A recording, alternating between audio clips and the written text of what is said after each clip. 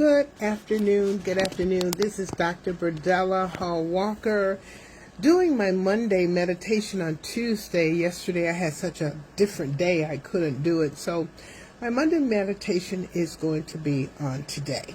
Okay? My title is Who is Truly Assigned to You? And I know that question may cause you to ponder about what am I actually saying. So what I'm saying is everybody that comes into your life is not assigned to you by God. They come for whatever reason. And I have 4 reasons or 4 points that I wanted to share today to you and with you so that you can kind of take a look at who comes around you and who visits you, those people that show up in your life. I want to kind of give you an idea as to what God wants for you. What's the best that He wants for you. So today I'm asking, who is truly assigned to you? And 2 of the scriptures that I came up with, and you can look up these later, are Proverbs 27:17, 1 Corinthians 12, and 18. So you can look those up. But 1 Corinthians 12 and 18 talks about how God places parts in the body of Christ, which highlights the people that are going to be around you. And the one in Proverbs talks about iron sharpens iron, so it sharpens a friend's face. I know I don't have it correctly, but that's basically what it's saying. But everyone who comes into your life is not assigned to you by God. And that's what we need to understand. We need to be more discerning. We need to be more aware of what and who we deal with, who we sit around with, where we go, and even sometimes the company that we keep. So today I want to share just a little bit more. I'm trying to get everything together here as to these 4 points that I want to make. And hopefully that will help you when you're having a problem with someone and they are not treating you right or not giving you the attention, or there's something going wrong in the friendship or the relationship that you're having. So I want to share these 4 points that were given to me in the Spirit. The first one is the question is, how are people coming to you, or who's actually assigned to you or who's not? The first one is some people may come into your life because they want what you have. It doesn't matter what it is. It could be your home, it could be your car, it could be your job, it could be your spouse. It could be anything that you have. They covet what you have. And the Bible tells us not to covet anybody else's life or belonging. We don't have a right to do that. But some people come into your life just for that reason. Is because they're jealous of what you have and they want what you have. So they'll do anything they can to go after what you have because of their own want and their own need. So kind of watch people, especially if they're responding to you in a particular manner. Oh, that looks nice. Oh, I wish I had that. Or be very careful of those people, because now they're not looking at what they could do for themselves. They're looking at what you've already done. And what is the possibility that I could have what you have without working for it, without any effort, but just coming at what you have? Isn't that interesting? That's the first point. The second point is some people come into your life because they don't want you to have anything. These are jealous people. These are jealous people who have not done anything for themselves. These are people who have not worked hard to get anywhere in their life, and they're looking at you. And again, the first one's jealous, this one's jealous. They're looking at you as to what you have, and they're saying, why does she have all that, or why does he have all that? And they'll do anything to try to sabotage you, what you have, and try to destroy what you have. And they'll do anything that they can to try and take away from you everything that you have worked hard for. Be careful for those people too, because you'll say, well, what is one of the signs that let me know this kind of person? Well, facial expressions, body language, even the conversation that you have with them, or the silence that they give you by not saying anything at all. And yet you can tell something's wrong. They're in your company, they're invading your atmosphere, and you're feeling uncomfortable, but you just don't know what it is. Sometimes that's what it is. Other times you have to check out and pray and figure out what's going on with them and why are they responding like they are. But if you're coming into my company, I want us to come together in joy and peace and love and happiness. I don't want to feel some kind of way because you're there and you're acting a particular way. I don't want to feel uncomfortable around you. And none of us should feel uncomfortable around anybody because of the way another person is acting towards you. The third point is somebody coming to your life because they're curious as to who you are. They're curious as to what you have. And I mean, they're not really a threat at all. The other two, I would say yes. But this one is not a threat. They're just curious and they admire you. They're not wanting anything. They just love being around you. They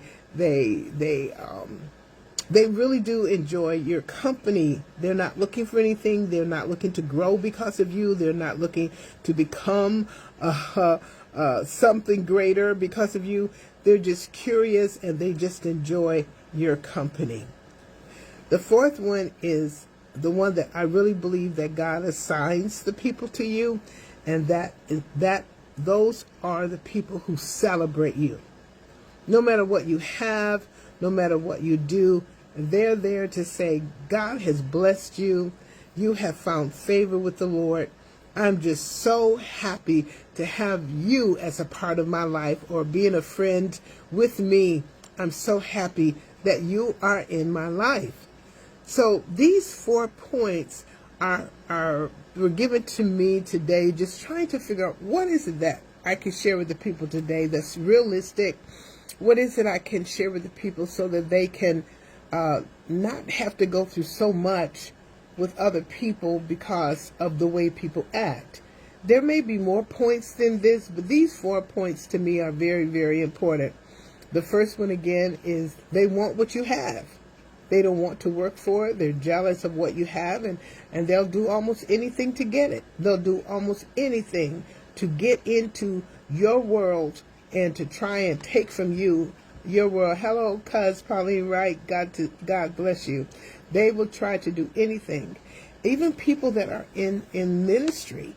Sometimes it could be the pastor, a male, and he's the pastor, and some male. A lot of men don't try not to show it, excuse me, as bad as women do. But women, to me, are more open when it comes to their feelings, when it comes to what they're looking at. Say, for instance, it's the first lady. Somebody's in the congregation that want what you have. And that, hello, sweetie, and that is dangerous because they're not looking at what it took to get you to where you are. They're not looking at how you obtained the position that you're in. They're not looking at why you are where you are. They're not looking at any of that because they don't have any idea what you've gone through. They have no idea what takes you and what makes you to be the person that you are and what you've become. So to want what you have, then you have to do what I did to get there, which you have no idea. That's number one.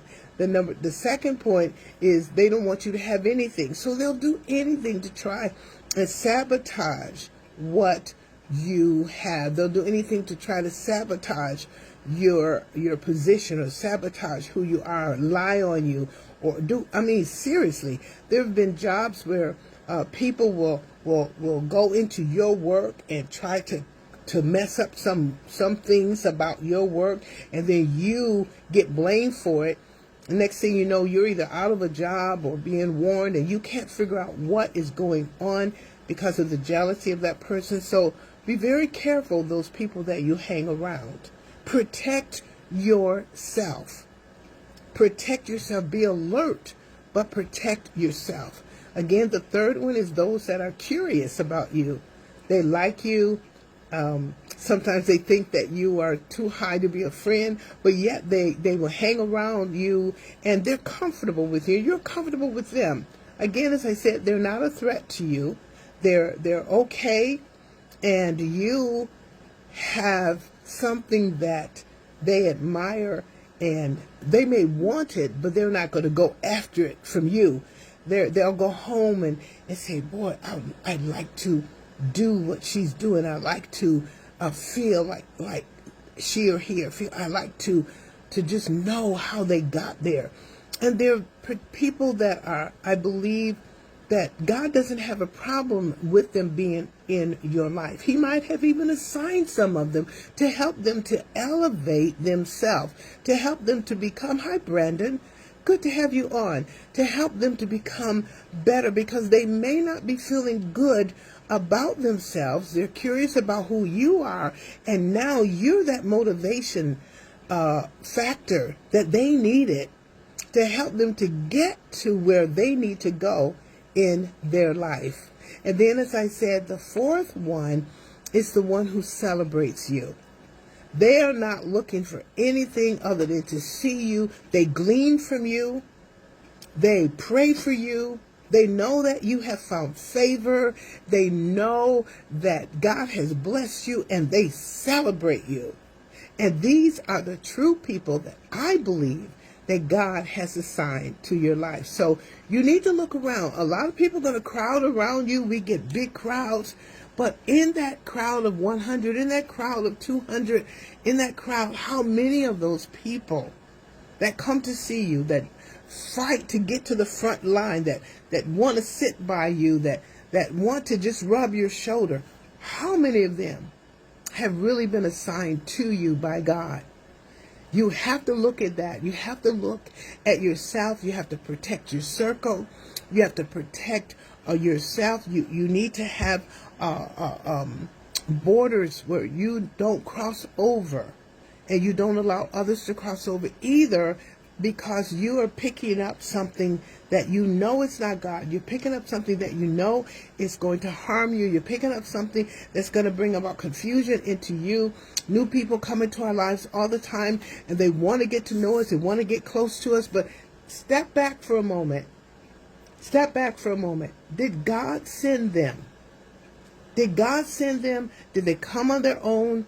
What do they want from you? You don't have to be, what is the word I'm looking for? You don't have to be paranoid of anybody's coming into your life. Hello, my nephew, Michael. God bless you. Your birthday's coming up soon, I think. But let me know. My nephew from Illinois, I'm so glad you got home from that storm. I'm so glad. So be careful with the people who want to get in your circle. Be careful of the people who want to get surround your life. Be careful of the people who try to get so close to you that you feel you're being smothered. You know something's not right. You're just not sure exactly what it might be. So it's very important for you to take time out, lift them up in prayer, and ask the Lord, did you assign this person to my life? And if not, Lord, show me. Give me a sign. Show me something. If they're not to be in my life like that, of course we have associates. Of course we work together. Of course we have co-workers. Of course we have a congregation. But are they assigned to me personally? Who is it that you are assigning to my life that's going to profit me, that's going to walk with me, that is going to be in my circle to either help me elevate, or I'm there to help them elevate, or we are there for each other to build each other up, to be there as a confidant, to be there to make sure that our lives are flowing the way that they ought to. The friendship is beautiful. The joy that we have with each other. When I leave you, it's good. So make sure that when you are dealing with people, I've given 4 points and I'm going to give them again. The first point is some people only come into your life because they want what you have. The second point is some people come into your life who don't want you to have anything. The next one, they come into your life because they're curious about you. These are not dangerous people. These are people who will grow because of you. They'll glean from you, and they'll grow, they'll go home, and they'll learn because of what they saw in you. And the one that I love the most are the ones who celebrate you. If a person can't celebrate you and your accomplishments and what you've done and what you're doing, then beware of that person, because they're either number one, who want what you have, or they're going to be number two, who don't want you to have anything. Be very careful. It's important that we understand who comes into our life. It's very important to protect your circle, your own life. There's a part of you that belongs only to God, that nobody can get near, that space that belongs to you and God. But people try to penetrate and get into your life, get into your mind. They try to get into your habits. They try to get into you to find out what's going on with you. Protect you. Protect you. You never let everybody know everything what you're doing anyway. You should not. You should never let everybody know everything about you, because then what's left? They can take it from you, or they walk around looking like a carbon copy of you, and you don't want that. You want to be you. You want to be free. You want to be able to walk in who God says that you are. You want to become only what God says that you are. God made us all so very different. We know that. So enjoy those who have come into your life that you know are there for you, that celebrate you. I'm not talking about flattery, because flattery gets us nowhere. We don't know, they could be one of those people that want what you have or don't want you to have anything. So be very careful with those that are always wanting to flatter you. Oh, you're so this, and be careful with those. But be wise enough to know who's there and how you feel comfortable around them when you're with them. Everybody that says they're your friend is not your friend. That's friend. They're not. They may be an associate, but at least check them out.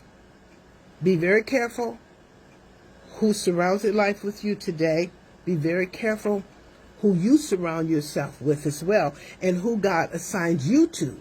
Now, I've talked more about who is assigned to you, but I'm also saying be careful. Look and ask God, who are you assigned to? There's people that the Lord wants to assign to your life that you can go and celebrate them. You can go and help them to be better. You can go and tell them good things that can help them to be better in their life, and they can be elevated to a different level as far as who they can be. And I love that. I love that. I love the fact that I celebrate people and people celebrate me. And we can move on in life and just enjoy life the way that God wants us to. I enjoy my life, and I want you to enjoy your life as well. Get rid of the hiccups. Get rid of the questions. Get rid of the things that seem to cause you to be puzzled with other people, and enjoy you for who you are. Know who you are and enjoy that. I'm going to close now because I wanted to let you know this is my Monday meditation on Tuesday, because I had so many things I had to do yesterday. I couldn't get to it. But today, I want you to truly know who is assigned to your life. Question it. Enjoy those times that you can get by yourself and say, I wonder what Joe Blow wanted today. Or, what did Susie Q want? She hasn't called me in months. Now, all of a sudden, she's calling. Let's go out to lunch. Maybe I'll go. Maybe I won't. It just depends. You can feel whether or not this is something you want to get involved in. So who is truly assigned to you? And then enjoy the favor that God has given to you, and the beautiful connection that He has given you with the people that He has assigned in your life so that you can be blessed and they can be blessed as well. God bless you again. This is Dr. Birdella Hall Walker of Freedom Assembly of God in Pineville, North Carolina. Our phone number is 704-322-8010. Call, check on me, say hello. Michael is so good. This is my nephew. I love him so much. And Brandon, thank you. Pauline and all those others who are on and I don't see you. Thank you for joining me today. And always remember, you're never alone. God is there with you. Not only has He assigned angels, but He's also assigned other people into your life to take you into your destiny. God bless. Bye for now.